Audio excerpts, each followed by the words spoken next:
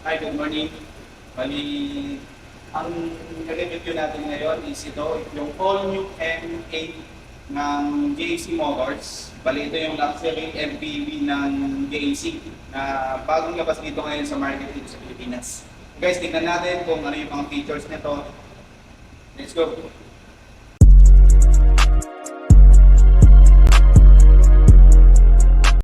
Nakikita nyo yung ilaw ng M8 is design siya for para siyang inspired siya sa Diamond series.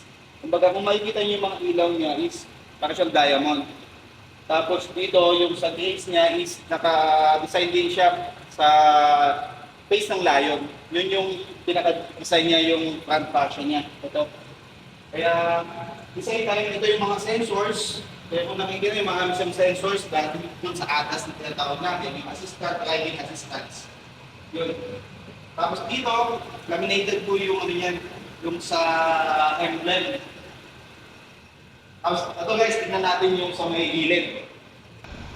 Yun guys, bali yung gulong ng na ginamit kay M8 is 18-inch yung rim, tapos may clean yung gamit niya. Bali naka-racing series yung ano niya, yung gulong na ginamit. Bali 225 by 55.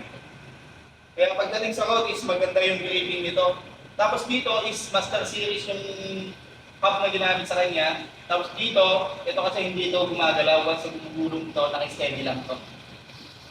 Guys, tingnan naman natin dito sa cockpit ng unit ng M8. Yun guys, kaya pansin nyo dito sa upuan nyo to, nag-a-adjust siya. Ngayon, pag umupo kayo dito, ayan. Ayan. Meron siyang set adjustment memory. Kung ano yung sinet nyo sa kanya, tapos pag bababa na kayo, mag-a-adjust siya. Tapos pag umupo kayo, kung ano yung last na nakaset sa kanya, yun din yung adjustment ng upuan. Wala na kayong pipindutin or i-adjust ulit. Kumbaga naka-preset na siya.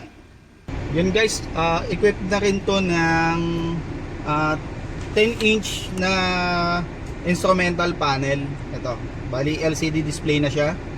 Tapos dito naman sa infotainment niya is 14.6.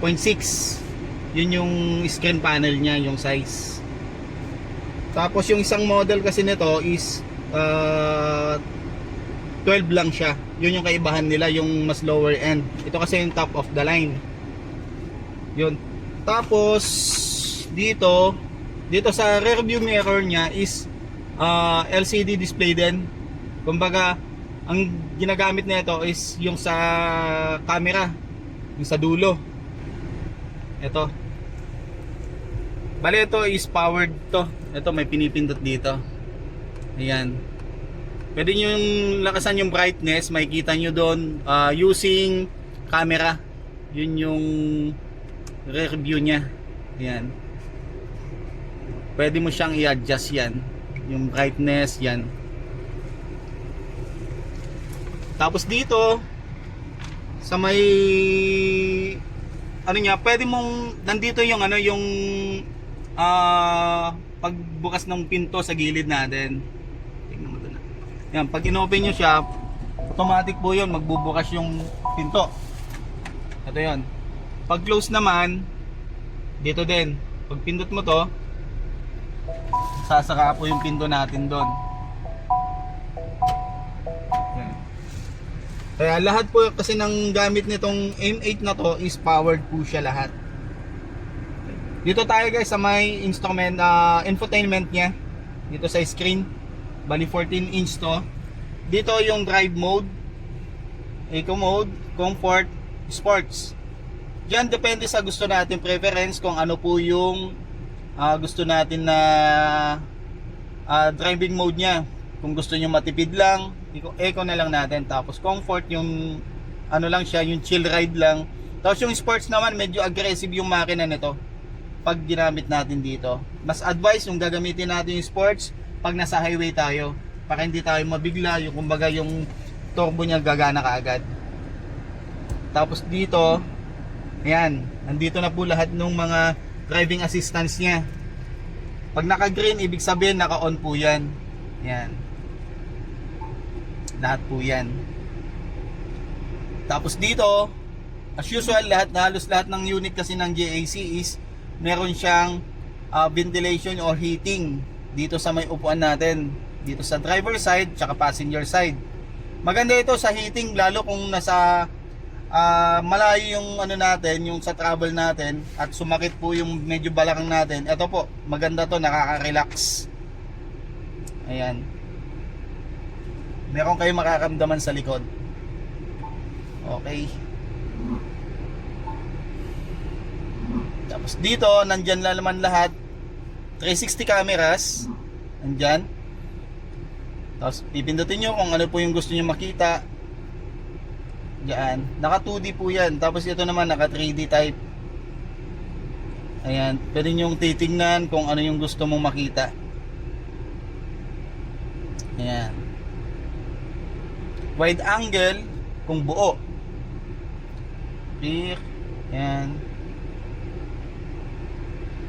Tapos dito po kasi meron siyang auto parking. Auto park. Ito. Select nyo kung ano po yung position o parking direction ng sasakyan.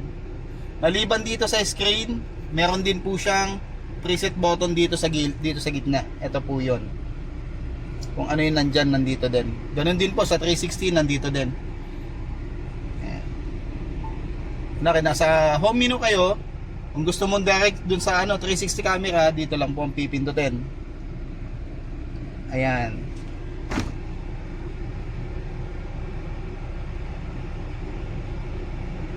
Okay. Tapos ganun din po, parking brake. Tapos yung sa drive mode, maliban dito sa touchscreen, meron na rin po dito.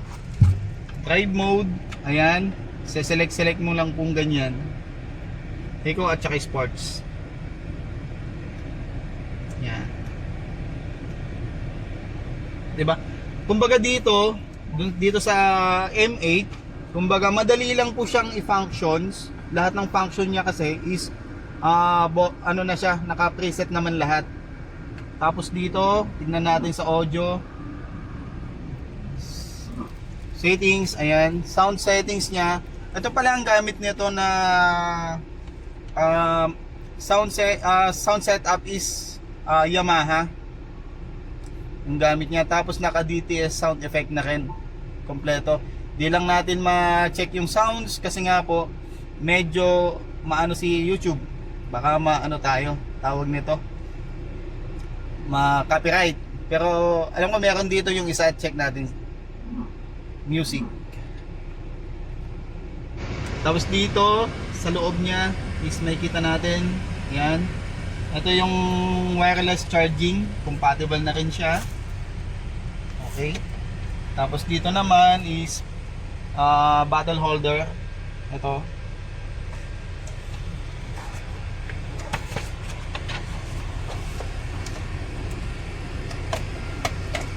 Tapos dito,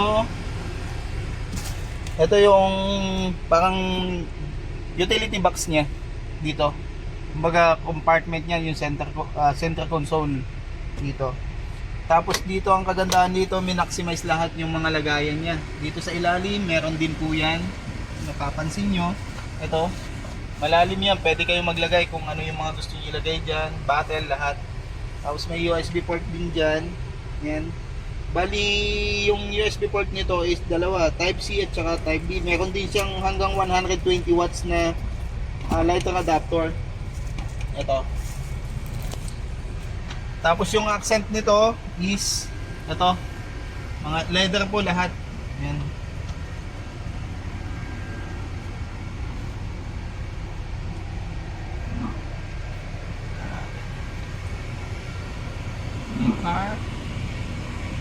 Dito pala yung ambient light niyan, guys, is pwede mo siyang palitan. Ito, depende sa gusto mong kulay. Ito, magpapalitan yan dito sa gilid. Bali yung ambient light niya, makikita nyo dito yung kulay dito na magbabago. Ito yung interior niyan. Blue, ito. Yan. Maganda to lalo sa gabi. Tapos pumunta kayo ng Baguio or Tagaytay. Yan, ganda niya.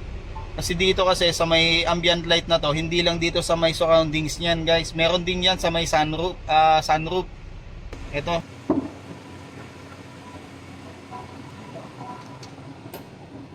Yan guys, kung nakikita nyo, ito yung starlight, ano niya, ambient light dito sa may sunroof.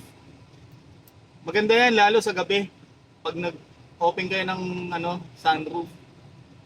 Balian naman is sasabay naman yan sa music kung nagpapatugtog kayo. As follow driving, kaya yung pansin nyo nagbabago-bago yung kulay. Yan, nagla-light siya tapos nagda-dark yan po. Maganda yan, ambient light. Dito naman tayo sa second row. Bali yung upuan pala na ito is meron siyang massage chair, yung spa. Yan, check natin to. Ito kasi is flexible din to. Yan. Yan. Test natin.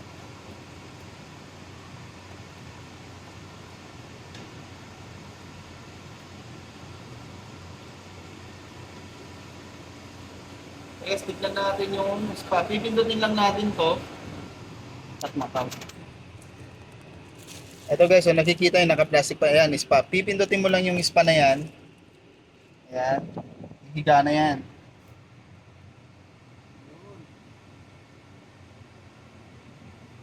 Yan guys, so automatic na to. Magkaano na yan.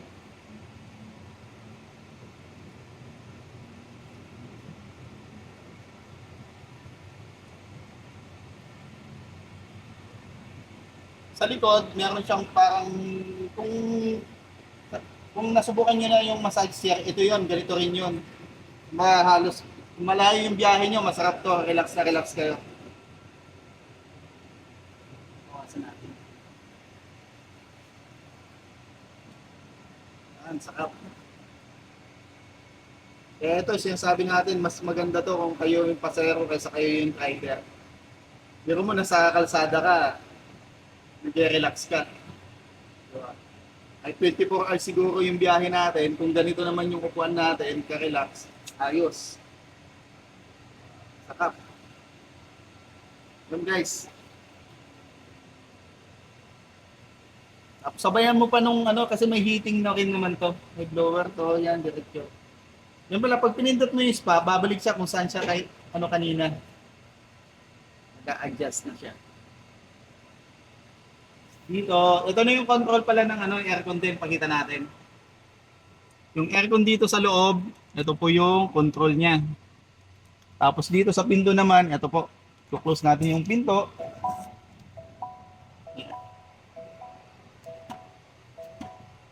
Dito pala kung sakaling gusto, ano, yung sa tent natin is hindi masyadong madilim, meron siyang sunshade, ayan. Tapos dito is yung bintana nito is nabababakin po yan. Ayan. Hindi lang siya yung fix na salamin. Direkta na yan. Tapos ito yung sunroof niya. Ito yun. No? Tapos yung isa ka. Tsaka maganda yung ano nito, yung cover nito makapal. Makapal yung cover nito. Isang button na. Yung pala, ang nabubuksan lang ng sunroof niya, hindi kasama to. Ang nabubuksan lang yung isa. Kumbaga ito, nakapix. Yung nasa harapan lang yung sunroof na nabubuksan. Yun guys, meron siya din ditong console box. Yan.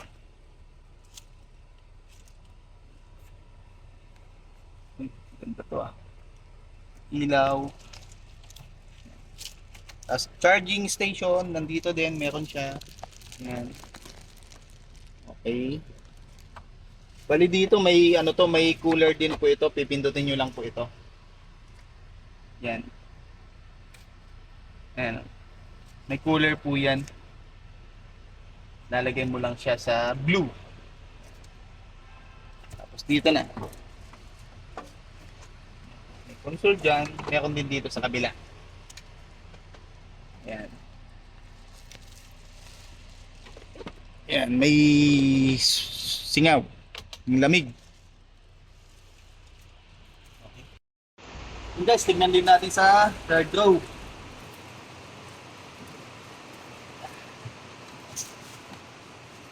Tignan natin. Yan yung proper na adjustment niya. Yun, nandito na tayo sa third row. Dito para sa akin, maluwag pa rin siya. Saktong-sakto to sa tatlo na tao. Tapos may aircon vent na rin, sarili. Para sa mga pasero dito sa likod. Yan. Yan guys, all goods talaga dito. Sa presyo niya pala is 3.9 million. Naka-luxury car na kayo na MPV. Ito talaga goods to guys. Pagdating sa features niya compare sa mga ibang ganito, talagang value for money sa lahat ng specs na nandito. Tapos dito pala sa second row, nakalimutan kong ipakita. Ito, ipakita ko lang.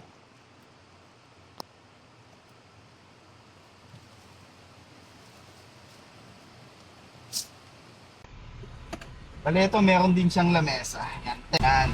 So kung may laptop kayo o kaya mga pwede kayo maglagay dito. Ang ganda ng texture niya. Ito. Naka-wrap na rin siya ng leather. Tapos may lagayan ng pen. Yan. Saka yung laptop, nasa office kayo. Para kayo nasa office pala. Hindi kayo sa office. Diba? Naka-lazyboy ka na, may massage chair, tapos may lamesa. Goods na to. Saka tapos yung sound setup mo pa is Yamaha na 16.1. Doon sa presyo na 3.9, sobrang quality po talaga. Hindi natin kahit sabihin nila na ito nga made in China, ganon. Pero yung features kasi ngayon, yung mga China made na natin, yung mga China made na lumalabas ngayon, talagang advanced na.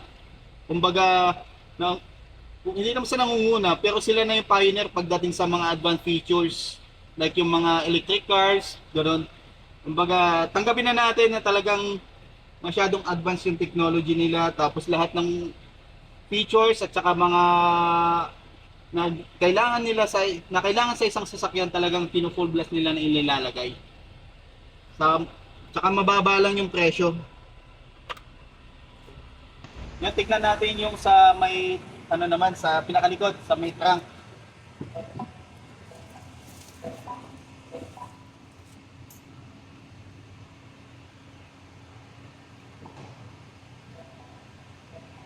Jadi guys, ito naman yung mga tanong bali power din.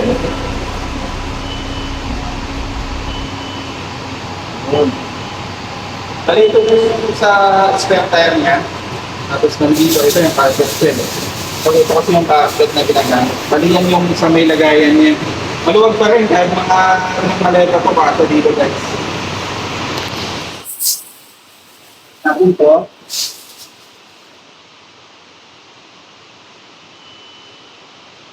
Yun guys, ito yung sa reverse camera. First camera, tapos yung pinakita ko sa inyo kanina doon sa ito yung pinaka-review. Bali, LCD na yung niya. Ito yung pinaka-ilaw. Ay yung niya, yung camera. Ito po na-adjust to. Depende po sa preference natin kung saan yung direction niya.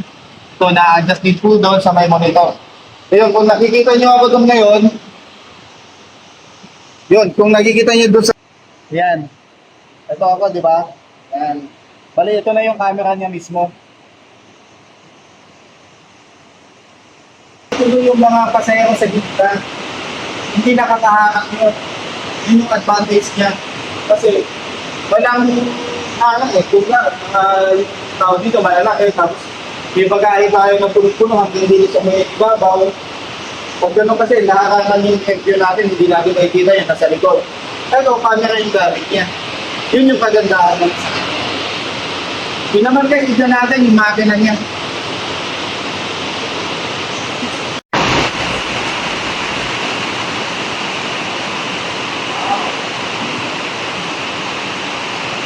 Bali yung makina niya guys is 2.0 8-speed automatic na naka gigawin power. Guys.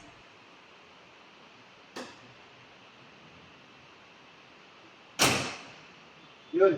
Yun, hanggang dito na lang yung videos natin para sa M8 ng JAC Motors. Maraming salamat sa lahat ng mga nanood hanggang dito sa dulo ng vlog natin. Yun.